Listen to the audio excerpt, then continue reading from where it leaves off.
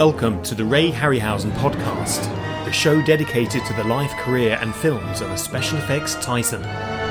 Join us as we host in-depth discussions about the work, influences and legacies of this uniquely talented filmmaker. Brought to you by the Ray and Diana Harryhausen Foundation, we will be delving into Ray's archive to bring a unique insight into his work, including exclusive audio from the man himself. We will be joined by special guests for retrospectives, exclusive announcements and competitions, so this podcast is a must-listen for all fans of the world of Ray Harryhausen, animation and classic filmmaking.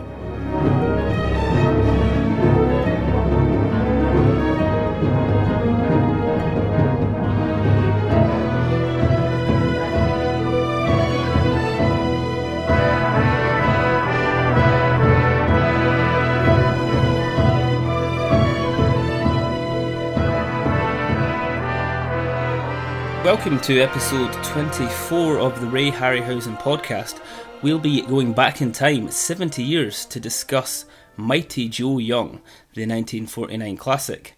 My name is Connor Heaney, I'm the collections manager for the foundation, and I'm joined by John Walsh, a trustee for the foundation. How are you, John? Hello Connor, I'm very well and Happy New Year as well. Yes, Happy New Year to you. 2019 is already shaping up to be an extremely busy year, and I can't think of any better way to start our podcast schedule for the year than talking about Mighty Joe Young, Ray Harryhausen's first movie project, the first film that he ever worked upon, and an undisputed classic of the stop motion genre. We've got a lot to talk about today, and I'm quite excited to delve into it. John, what are your memories of Mighty Joe? Because we're going quite far back here. 70 years is a long time, and this is the oldest film that we've discussed on our podcast as yet. What are your memories of Mighty Joe Young? Well, I always remember Mighty Joe Young from its screenings on BBC Two in the 1980s, and it always felt like it was a cousin of King Kong because it was similar special effects. And at the time, it's always something, a bit of a curio, because it's not a monster movie like some of Ray's later films with Beast and 20,000 Fathoms and so on. And yet it does seem like a cousin to King Kong in that the ape himself is smaller and the story is different. But it ticks many of the King Kong boxes. But in recent years, it's meant more, because in this episode of this podcast, we'll be delving into the unreleased commentary recording that I made with Ray and John Landis on the 21st of December 2012. So we get to reveal some of those clips for the very first time. And it is always interesting hearing what other people say.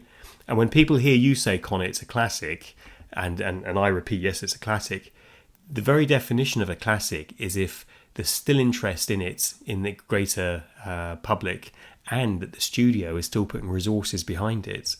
And they are. You know, Mighty Joe Young is a film which we enjoy and we consider a classic, but so does the larger marketplace and the commercial entity that is Warner Brothers, who now looks after these assets from the RKO library. So I'm quite excited about this, and I'm hoping that fans of Mighty Joe will get to find out some maybe new information they didn't know before.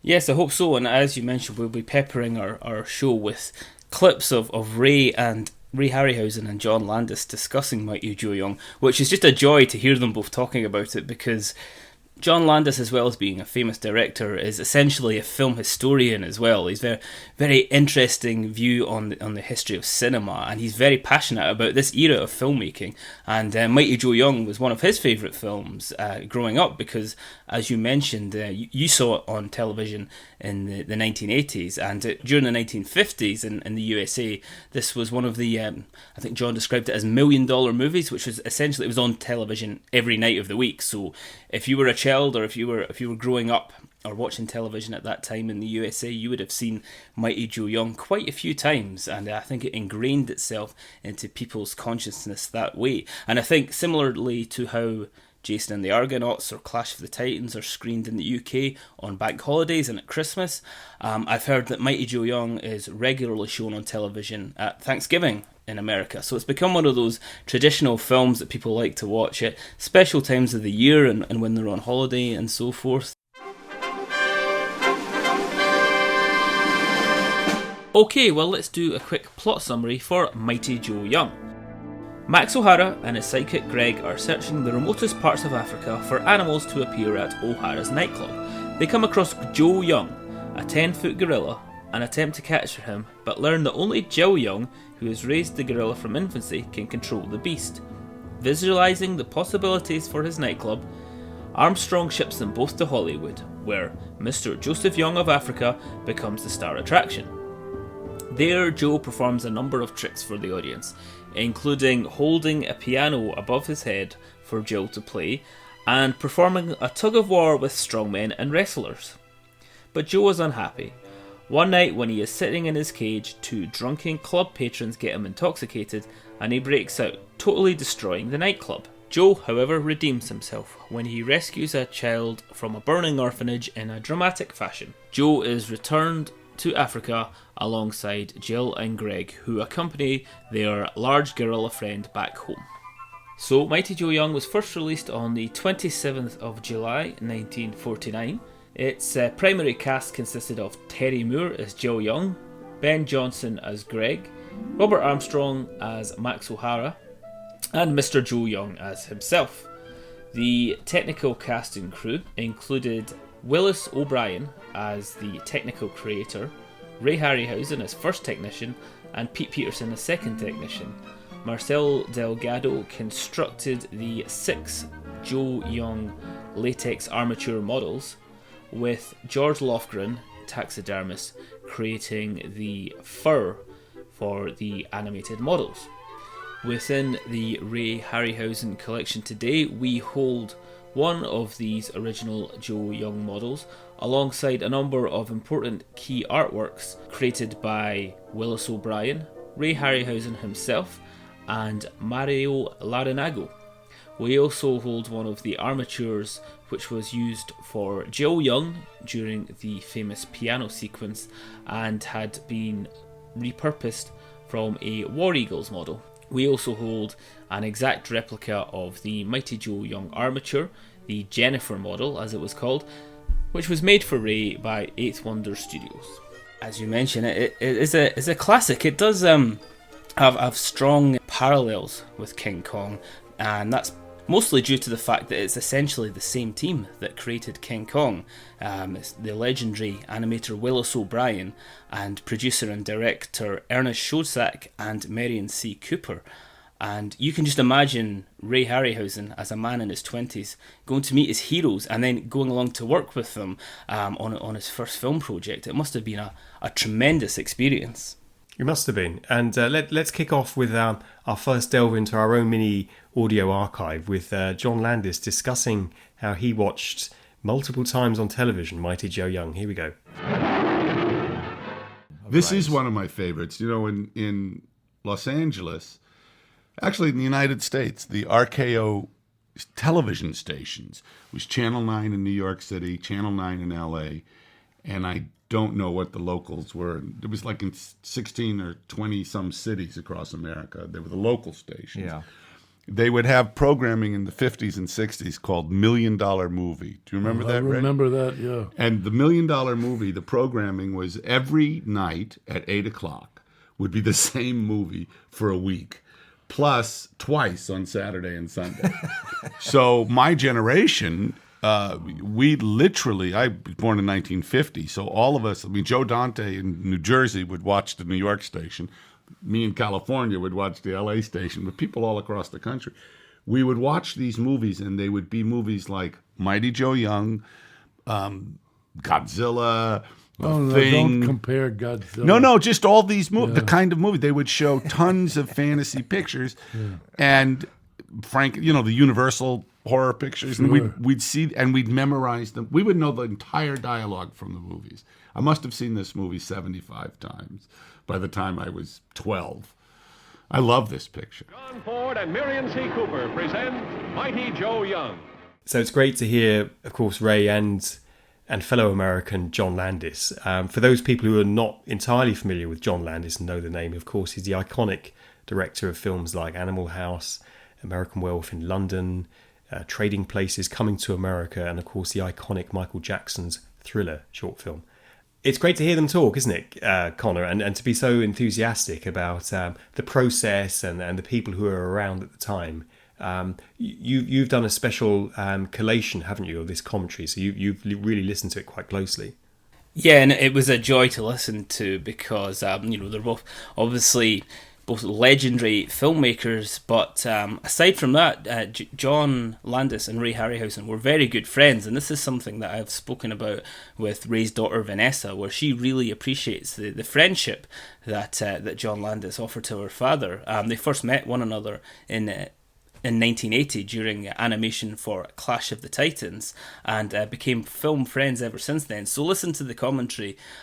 There's a lot of fun between them because they're kind of teasing each other at times, and they're discussing film history. And Ray was obviously there in the 1940s working with all of these legendary figures, and John Landis, as a young filmmaker, got to meet several of these characters and several of the people involved with the film in later lives. So there's parallels there. There's a kind of a generation thing where John was the person growing up watching the film, and Ray was there as a young man, experiencing it all in the Hollywood studio system during the golden age of 1940s filmmaking in Hollywood. As you say, what an amazing experience it must have been just to be a young man in that environment, picking up so many lessons, lots of positive lessons, and probably quite a few cautionary tales as well.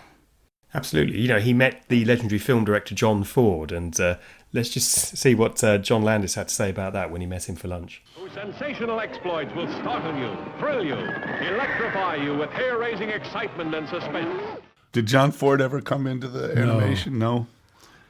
I had lunch with him once. He was a crusty old guy. One eye, very kind of, that's a good word, not a nice man, but a great film. Horrible guy. But great filmmaker. John Wayne was terrified of him. See Mighty Joe Young as he savagely resists capture in his native Africa. So interesting that, a star as big as John Wayne felt very much under the guidance, shall we say, of John Ford, who was very much a man who cast a very long shadow in cinema and in the studios he worked, admired by people as equally as feared by them as well. But to go now a bit more into the details of the film, I've been digging around and trying to find out as many facts about the film for the new book Harryhausen, The Lost Movies, which comes out in September. And most people know that it was Ray's first film and that he worked under the direction of Willis O'Brien. But Ray completed 95% of the animation that was used in the final film, and there was early plans to shoot the film in colour, but it was decided that it would be too expensive. But interestingly, tests were made in colour, photographic film tests, but none have survived, which is incredibly frustrating. I would love to have been able to have included some of those in the book.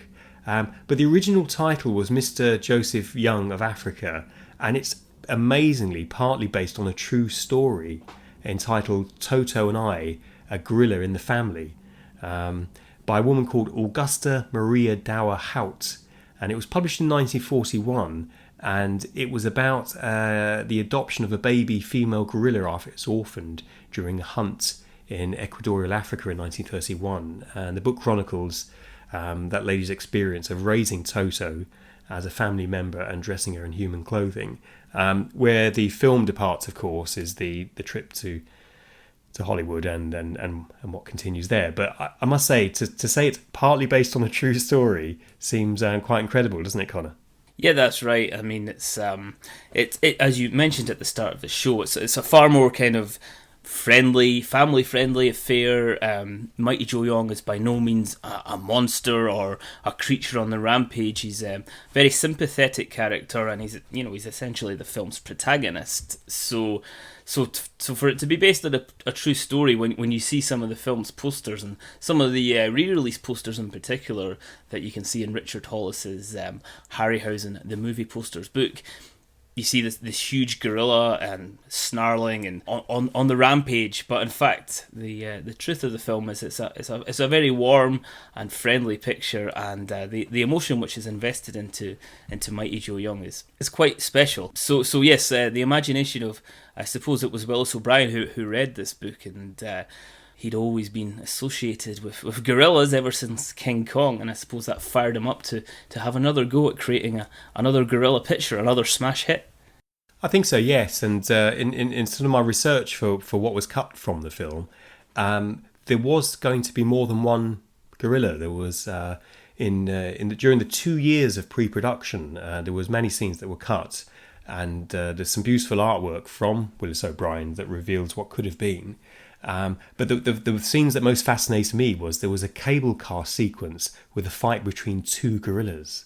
And the second was a crash landing on an island, which leads to a showdown between Mighty Joe and a pack of lions. Now, the colour artwork for that does exist, and it will be in the Lost Movies book later this year.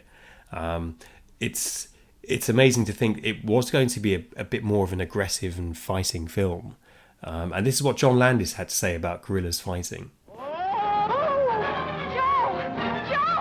I like gorillas. I don't want them fighting. I don't mind gorillas smashing people, but gorillas smashing gorillas, I'm not happy about. Well, where'd the other gorilla come from? The zoo? Or That part of the script, I'd forgotten all that. No, I think there was a competitor or something. See the most fantastic relationship between beast and beauty. A mere girl mastering a primitive giant. So interesting. John Landis has always been a big fan of gorillas. There's gorillas in many of his films, unexpectedly, perhaps, in some of his films, like Schlock and like Trading Places. On the train, of course, there's the gorilla sequence. Did you know that, Connor, that there were a few scenes that had been cut from the film? They'd been planned but didn't make it. That's right. We're lucky enough in our vast archive for the Ray Harryhausen collection. Ray was able to save some of this artwork, original artwork by Willis O'Brien, and actually another artist named Mario Larinaga who had created some of the concept sketches for the film. And this colour artwork is fantastic, and it shows you sequences in the movie which just were not fulfilled and not filmed at all in the first place, or altered in the final movie. So we have this crash landing with the attack of the lions, and just some alternative takes on the story and the setup. And the famous nightclub sequence, there's a spectacular watercolour picture by Willis O'Brien of this proposed nightclub sequences with lions balancing on beach balls and Mighty Joe Young standing on an incredible construction. So the final film wasn't quite as extravagant. It's still a wonderful sequence, but I think O'Brien, or Obi as he was commonly known, really let his imagination run wild. And I suppose the long lead up to the film's production, I mean, Ray started working with Obi in 1946, so there was 2 years of pre-production, and during that time it seemed like Willis O'Brien was just churning out ideas, storyboards, drawings, concept sketches, and to see some of the pictures which weren't used for the final film, but which we have in our archive, was just they're really splendid, and you can see why Ray looked up to Obi so much, because fantastic artwork. It must have been a real apprenticeship working alongside him and taking part in the early stages of Mighty Joe Young. There was to have been a fight in an auditorium with the tigers, with drunken revellers. There was going to be a scene where Joe was throwing lions into the shark tanks, and a fascinating one, which we do have the artwork for. And this was one that Ray created himself, of Joe pulling a horse and the rider to the ground. So I think you're right, Connor, the being around a consummate artist like Willis O'Brien, who seemed to sort of, I won't say churn them out, but was really sort of manufacturing, if you like, and popping out these amazing production arts that would take people weeks and perhaps months to labour over. Obi was doing them there really quite quickly, and it showed a real sort of underlying talent. But it's frustrating to think what the film could have been. But that's not to say that the film isn't very good. I mean, it's the fact that it's played regularly, the fact that people remember the story, and the fact that filmmakers like John Landis remember it. Because remember, this was not, in any sense, a B picture. This was a main studio picture. And just popping back now to John's commentary, he makes that remark to Ray about the status of the film. See Mighty Joe Young, enraged by Hollywood pranksters, destroy Filmland's swankiest nightclub on a fabulous Sunset Strip. But it's interesting because there's the work in this pictures. This is not a B picture. They spent money on it. Oh, it went over budget. We were going to shoot it in color one time, but that it got too costly. So we made tests in color, but that's what happened to Last Days of Pompeii and She.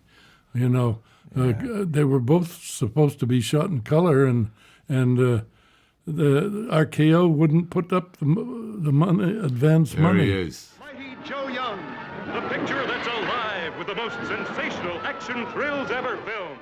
So it's amazing to see how filmmakers notice everything in real detail, and the influence that seeing the same film over and over has. Because if we think of content today, if you were to switch on, and if you've got a subscription to Sky and Netflix and Amazon and so on, most people I know will watch a film once and won't watch it again, and wonder why you might want to buy the physical Blu-ray or 4K, because I've seen that.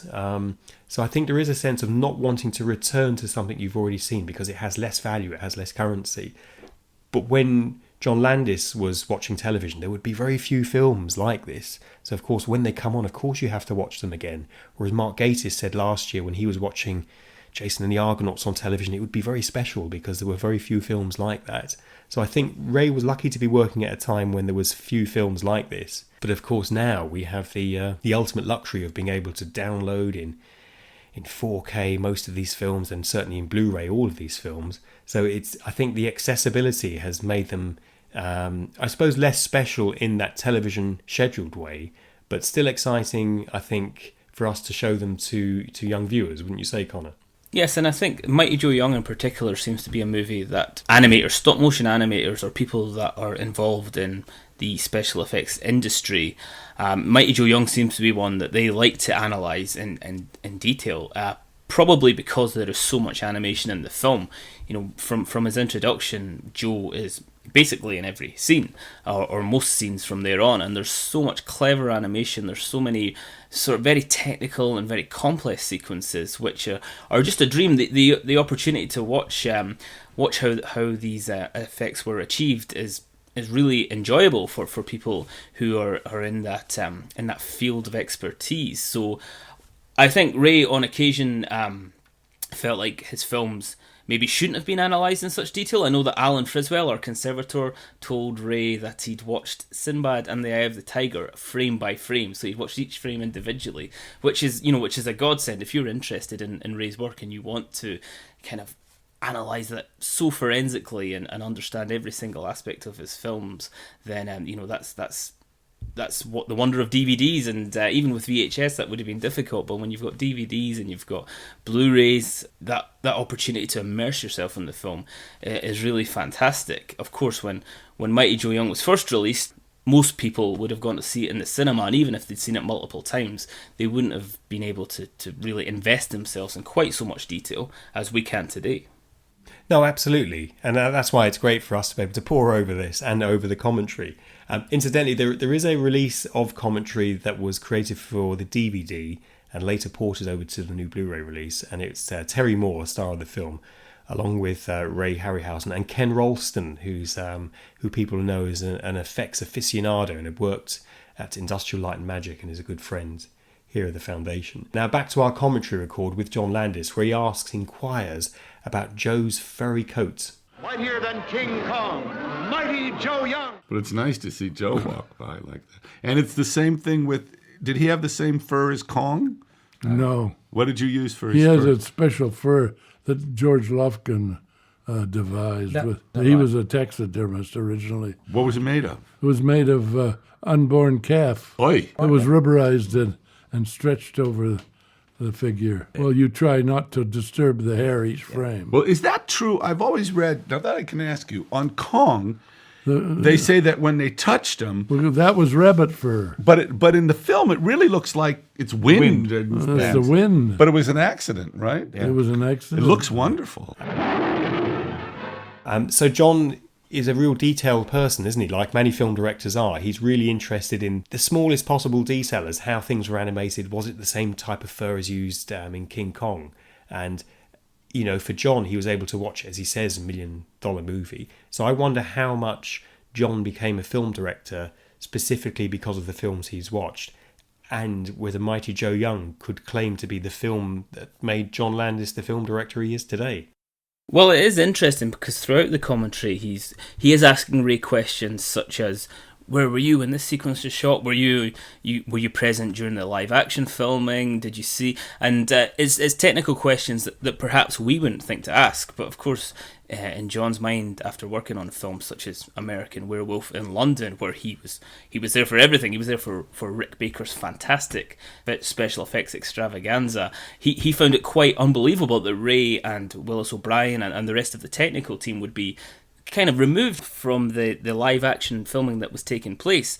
But yes, I know that John, as you've heard in the commentary, said he'd watched Mighty Joe Young sort of 50 or 60 times as a young man, and he's also stated that The Seventh Voyage of Sinbad was the film that made him want to become a director. When he saw that film, he realised what he wanted to do with his life, and that's something we hear so often. We're watching one of Ray's films that's just been that lightning bolt moment, and it's a real testament to Ray's ongoing influence, because the snowball continues through the generations. But yes, I think, as you mentioned, filmmakers love to watch these films, and I think somebody like John sees the film from a different angle than not a casual viewer, but somebody like myself who's really just enjoying the action and enjoying the dialogue, as well as, I'm very interested in Ray's personal biography and the effect that this film had on the rest of his career, because I think a lot of the lessons that he learned from this particular movie he took with him for the rest of his life.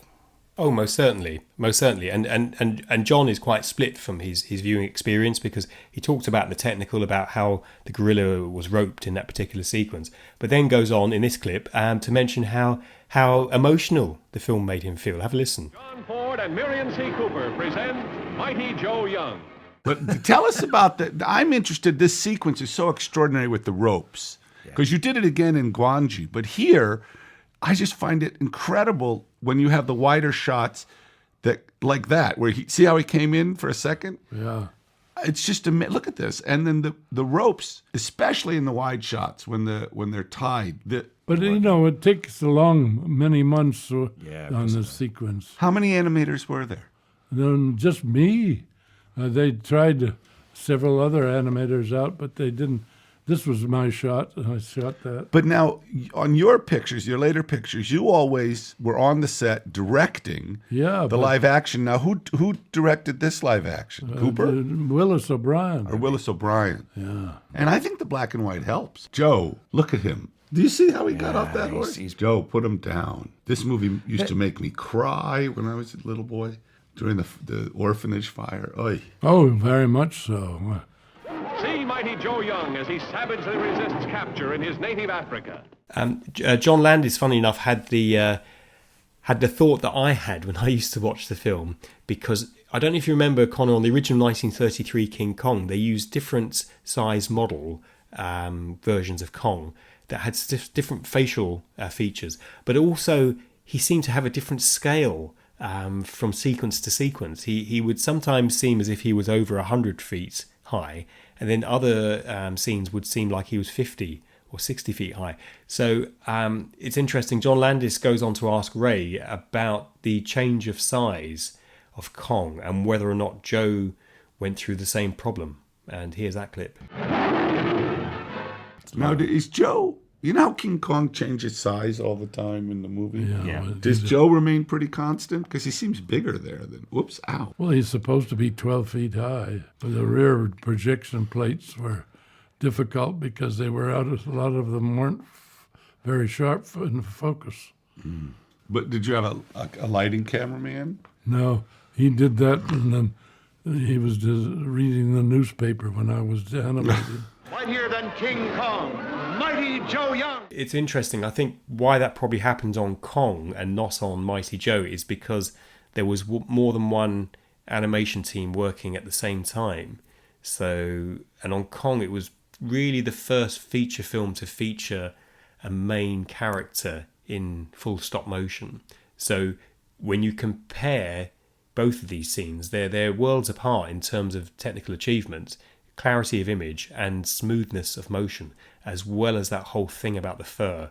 I think all animators recognise its finger and hand prints on the model itself that's making the fur move. But as interesting as John Landis said earlier, he thought it was the wind going through Kong's fur coats. So it's interesting how you can attach an emotional reaction to what is a technical, if you like, fault or failure of the process. Yes, King Kong, I think many people assumed it was an intentional thing, so it's one of these happy accidents that had occurred, but as John and Ray discussed in that commentary clip, it was that innovation by taxidermist George Lofgren for the special rubberized fur, which allowed them to animate Mighty Joe Young in a not a more convincing fashion, but in a smoother fashion, and with less disruption from the hands and the fingers of the animators. Of course, it helps that Ray Harryhausen was responsible for so much of the animation of Joe, because that gives you consistency. Ray, by the age of 26, 27, Ray was already at the level of Willis O'Brien, and more or less sort of mastered the art of animation, which is incredible for your first film as a sort of first technical assistant on the picture. It's incredible that he was able to have so much responsibility on those young shoulders, and that helped, I think, Joe to become a more consistent character. His animation throughout the film is quite consistent, and I think it's interesting to note that for that remaining sort of 5 or 10% of the film which Ray didn't animate, it's quite clear that it wasn't Ray. It's quite clear that someone else had stepped in for particular sequences, and if you watch the film, one of the pieces that Ray did not animate was the sequence in the back of the truck where Joe's leaning out and kind of making funny faces and humorous gestures, and it looks quite different from something that Ray Harryhausen would do. It's amazing that you can tell the animator's handprint, so to speak, in his personal expression so clearly. And when Ray's not animating it, it's quite striking. When we look at Hollywood features now, though, Connor, there'll be banks of people, hundreds if not thousands of animators who all have to adopt what's called a house style, so that there might be in one particular fight sequence between a few superheroes, 200, maybe 300 animators and renderers and effects artists working in different countries. So that real sense of collaboration and bringing a house style together is essential the more people you have. And as you say there, just with 2 or 3 extra creative persons involved, there's a different look and feel. And I think luckily for audiences at the time, it wasn't something that was noticed, but certainly for technical craftspersons, they would have noticed. But interestingly, Mighty Joe Young marks the end of something in Hollywood, and it was really the end of the career for Willis O'Brien. It was the end of big budget special effects movies, and it was all down to a rather odd accounting system. So rather than hear it from me, it's much more fun to hear this from the great John Landis and Ray Harryhausen. So let's take a listen. Here's the kind of movie you're waiting to see. These budget numbers, when it's a studio picture, you never know what they're charging and the overages, and they charge things to different departments. A lot of the front offices put their charges on, and they had nothing to do with the picture. Yeah, that happened. It's very misleading when you hear budget numbers, because you never really know what it means. It's quite something, because you get all these, then I'm sure they charge the 25% overhead. It's incredible how all the different ways. It's interesting. Even today, studios are accused of manipulating the figure work. So the film's initial budget of $1.5 million ended up as $2.2 million. Now, the perception was then that it was because of the trick photography, and that Mighty Joe was a film that was risky and didn't find a financial reward from audiences because of the trick photography or the stop motion animation. Now, obviously that was very unfair. At the time, it was never fully explained or understood. For accounting practices, it made sense to the studio. But what it did, it killed off other projects that were being planned. And there was lots of Willis O'Brien projects, of course, that never made it, including War Eagles. And even Ray Harryhausen himself found it very difficult to get to work on any other pictures. So when we think about Ray's next film, The Beast from 20,000 Fathoms, that was a very different proposition. There was no 2 years in the planning. There was no opportunity to have any of the, the attention to detail that would have been in Mighty Joe Young. So it was a learning curve in every sense of the word. So if we think about The Beast from 20,000 Fathoms came along in 1953, so a good sort of 4 years after Mighty Joe Young, and with a tiny budget of $200,000. Now, this turned things around for Ray, of course, because the film went on initially to make $2.25 million on its initial run. So it, as it were, put to bed the argument that these types of films were too expensive. But what it did show was that they could be made much more cheaply. Now, this is something which has frustrated Ray and Charles Schneer for years, that because of the success perhaps of Beast from 20,000 Fathoms, it shows what you can do on a lower budget. So persistently throughout Ray's career, all of his films had much smaller budgets than people might have imagined. And I suspect, and I'm going to say here, going on the record, I think it's because of the accounting snafu at RKO, where they put the burden of all of the costs of other films that failed onto the shoulders of Mighty Joe, and it's a real shame. It is a shame because when you watch Mighty Joe Young, it's a very luscious film. It's very almost luxurious in places, with the detailed glass paintings and the very complex animation sequences, which feature lots of miniatures, lots of sort of back projection and interspersed with live action. It all looks very technically impressive, and I suppose people saw that and thought, well, it looks nice, but look at the cost, look how much it costs, look at the eventual budget of the movie, and that must have been frustrating for everybody involved, because I'm sure that the animators were not getting paid a massive amount of money for their tremendous efforts. So by the time of The Beast from 20,000 Fathoms, which, as you mentioned, is a few years on from Mighty Joe Young, so despite the fact that the film was a success and it even won an Academy Award for Best Special Effects, it didn't perhaps launch Ray's career in the way that he might have expected. And indeed, Willis O'Brien, it didn't kind of give him a second wind, so to speak. It was the last major movie that Willis O'Brien would ever work upon. So unfortunately, that's it's sad to hear that sort of creative accounting or this problem with budget meant that the art of stop motion was essentially tarnished for a few years. And what Ray did, I suppose, was essentialise the process by creating this dynamation system, which allowed him to more or less become a one-man industry. And what he did was very clever, because he could create similarly spectacular special effects, but by himself. There was nobody there helping him with the lights or anything else. He was really working on his own. And that is why he was able to make such impressive pictures throughout the 1950s. Absolutely. And I think, Willis O'Brien will deservedly get a standalone podcast episode from us, where we'll look at the films he tried to make and, of course, the films he did make, like Black Scorpion. In terms of legacy, the film did go on to win a special effects Oscar, so it was recognised within the industry that a big step forward had been taken with Mighty Joe. And there were plans for a sequel as well, called Joe Meets Tarzan, where Mighty Joe would have met with Tarzan, to be played by Lex Barker at the time, who had just completed Tarzan and the Slave Girl in 1950, but the perceived high cost again of Mighty Joe Young put a stop to this. Then it was years later, in 1998, that Mighty Joe made a return to the big screen, and this time with a connection with John Landis, because Rick Baker was charged with bringing a full-size Mighty Joe, animatronic Mighty Joe, back for this 1998 film from Walt Disney. And I think it's a very impressive film. Rick Baker's animatronic work in that film is amongst his very, very best. And Charlize Theron plays the lead in it, and Ray Harryhausen and Terry Moore actually have cameos in the film, and it's recently just been released on Disney Blu-ray.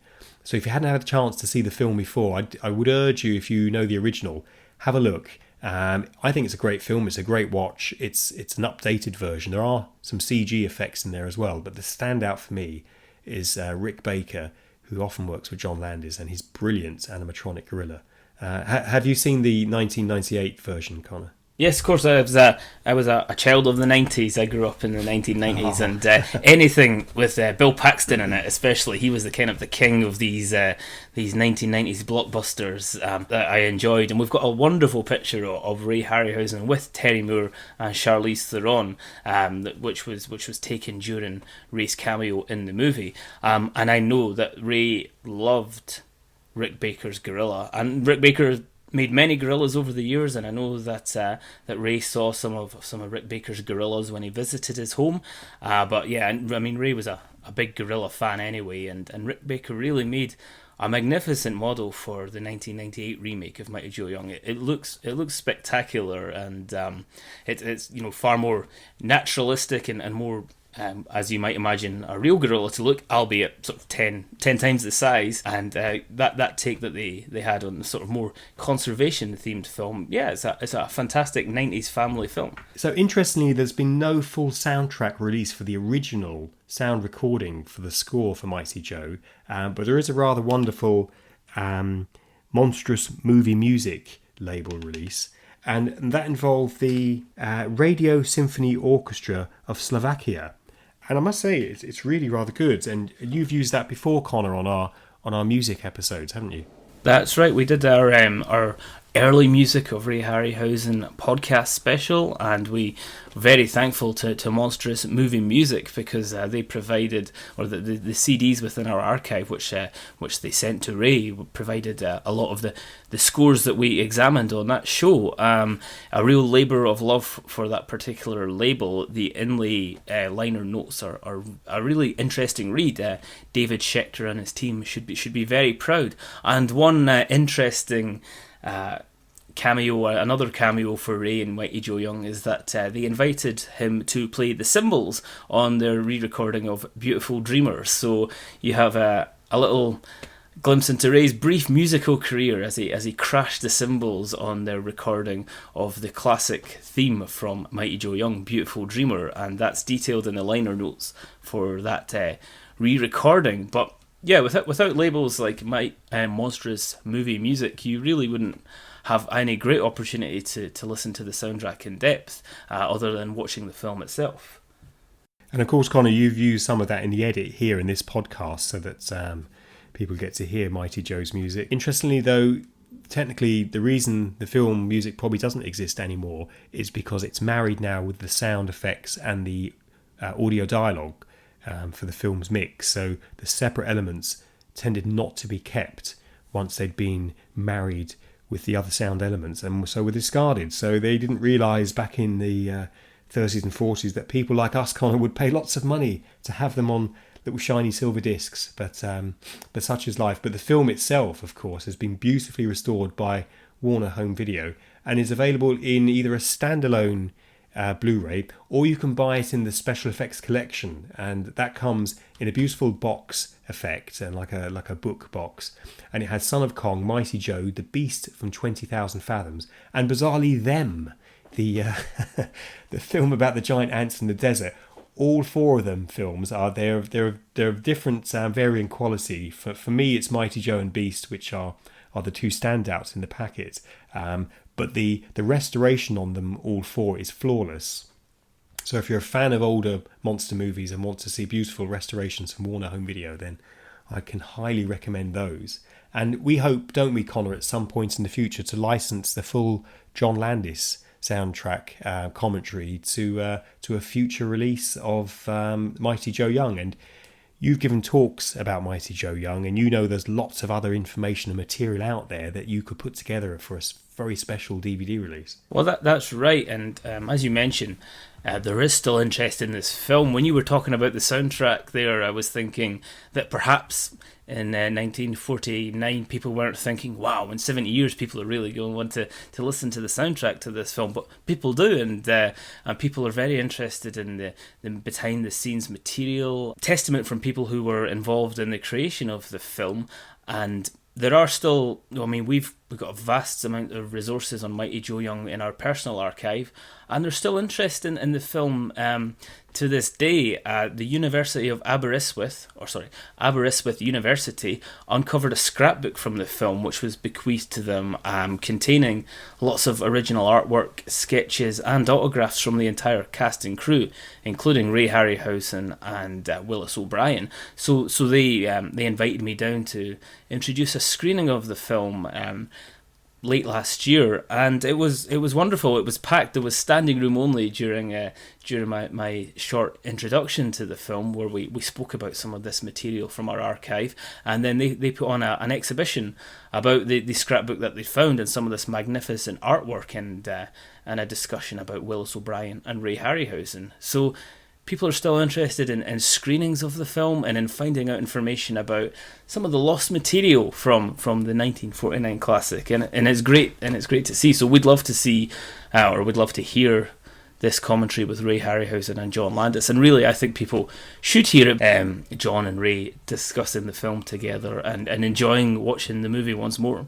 Now we'll return to John Landis to give him and Ray the last comment in this episode, Connor. But before we press on with Mighty Joe, do you have some update news for our listeners? Yes, that's right. So just some update on events for the Foundation in 2019. I'm delighted to announce that Vanessa Harryhausen will be appearing, along with myself, at the Dynamation celebration at the Balboa Theatre in San Francisco. So that's the 1st to the 3rd of March this year, so not long now, a month or so away from this recording, and it's being hosted by Bay Area Film Events, and it's going to be a 3-day festival of Ray Harryhausen movies. So they'll be showing all of your favourite Ray Harryhausen pictures, plus some unusual material, some things which even I've not seen, interviews with Ray from the late 1970s and early 1980s.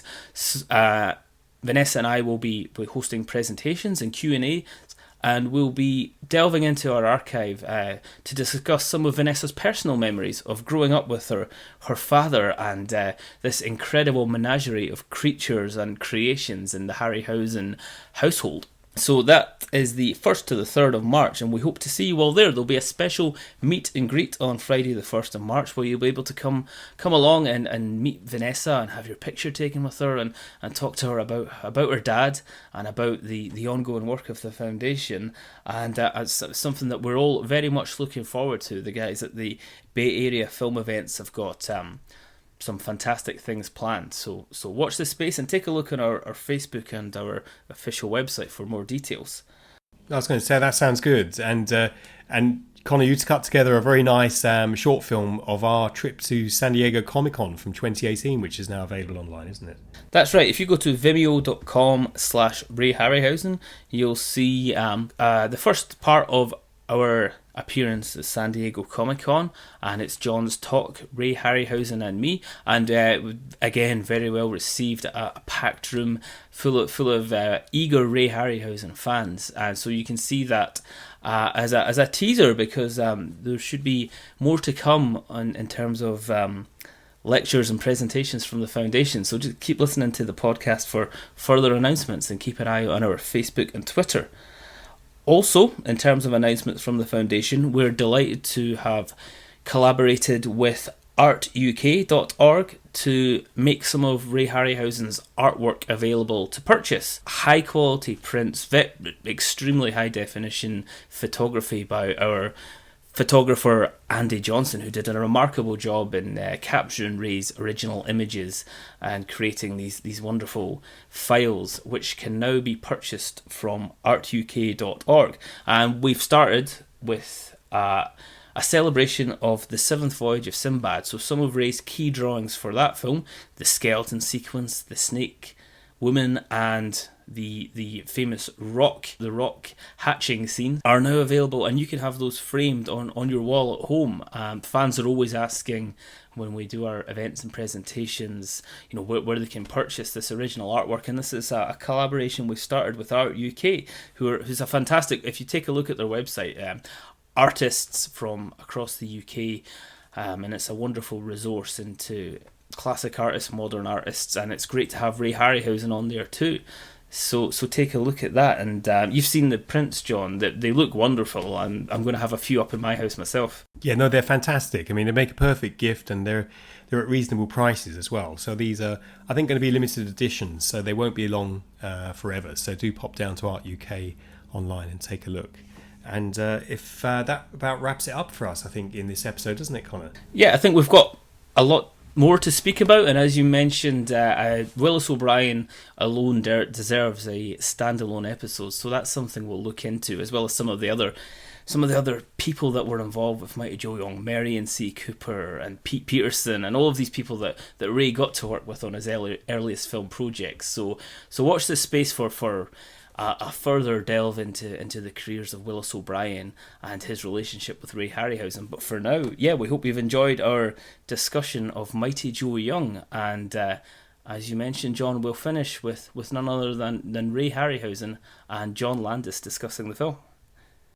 That's great. So here's John talking about the effect that Mighty Joe Young had on him, and apparently this is the first time he had the opportunity to say it to Ray to his face, which was wonderful in 2012. So thanks very much for listening, and we'll see you next time. No, I do. Actually, I do love this movie. This is a movie that I grew up with and I watched on TV all the time.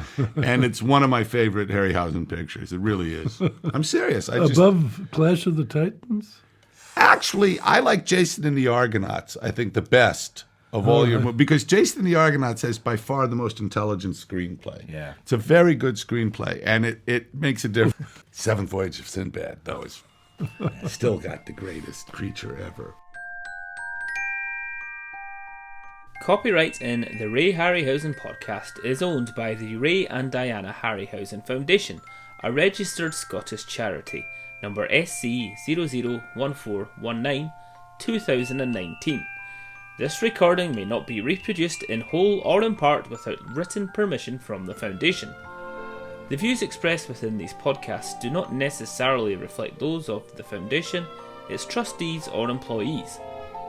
For further terms and conditions, please contact us at rayharryhausen.com, where you can also find our Facebook and Twitter links.